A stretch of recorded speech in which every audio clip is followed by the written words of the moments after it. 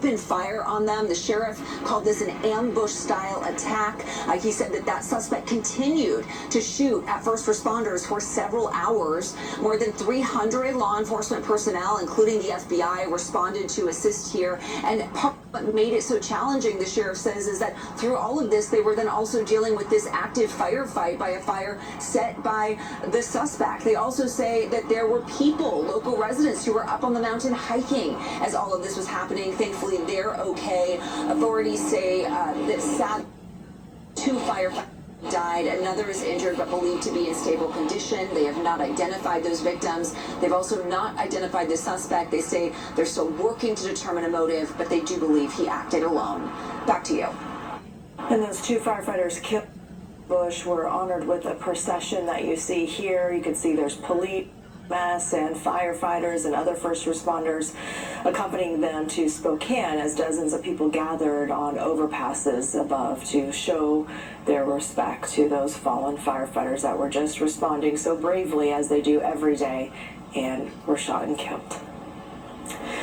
To Colorado now, and a woman hurt in that Boulder Molotov cocktail attack earlier this month. That woman is now, Erin Diamond, died after suffering injuries in that attack.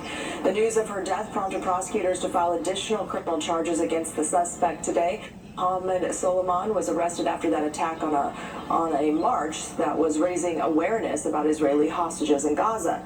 Soliman now faces first-degree murder charges in Diamond's death instead of attempted murder. In addition to the murder charges, prosecutors added 66 more counts, which are related to 14 additional victims who are identified through the ongoing investigation. The jury in Sean P. Diddy Combs' federal trial has began deliberating, and there are 8 men and 4 women on the jury. The prosecution gave its closing arguments on Thursday and the defense on Friday. If Combs is found guilty of the most serious charges, he faces up to life in prison. To the Middle East now, where an Israeli strike killed at least 30 people at a Gaza City cafe. That's according to a hospital director. He says 21 people were killed and 25 people have been critically hurt. This is the video showing the widespread damage to the cafe and the surrounding area. The hospital director also says the majority of people hurt and killed were female students and other women who were at the cafe to access the internet. The IDF says they're looking into the circumstances surrounding the strike.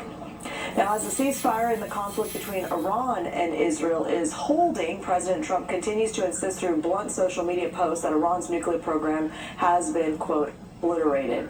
As Matt Bradley reports, this Israeli strikes across the Gaza Strip have intensified.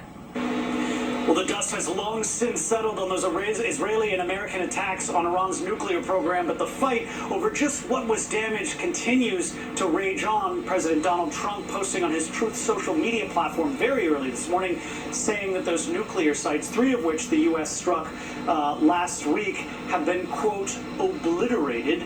Now, we also heard from the head of the IAEA, the UN's nuclear watchdog, Rafael Grossi, said that it would only be a matter of months before the Iranians would be able to return to enriching nuclear fuel, though he did say, as everybody has said, that those sites have likely been badly damaged. Even the Iranians have come out over the past couple of days and said that much of this has been destroyed. This, as Israel has now turned its gaze back to the Gaza Strip, where it seems to be ramping up the fight. Israel's military launched strikes against 2 schools, according to Palestinian health officials, that were hosting what looked like hundreds of Palestinians who had been displaced multiple times before from within the Gaza Strip. Dozens of people have been killed within the past 24 hours, according to health authorities in the Gaza Strip, which is ruled by Hamas. But there are signals from Israeli leaders, political and military, that the time has come for some sort of negotiated resolution to the continuing war in the Gaza Strip. Matt Bradley, NBC News.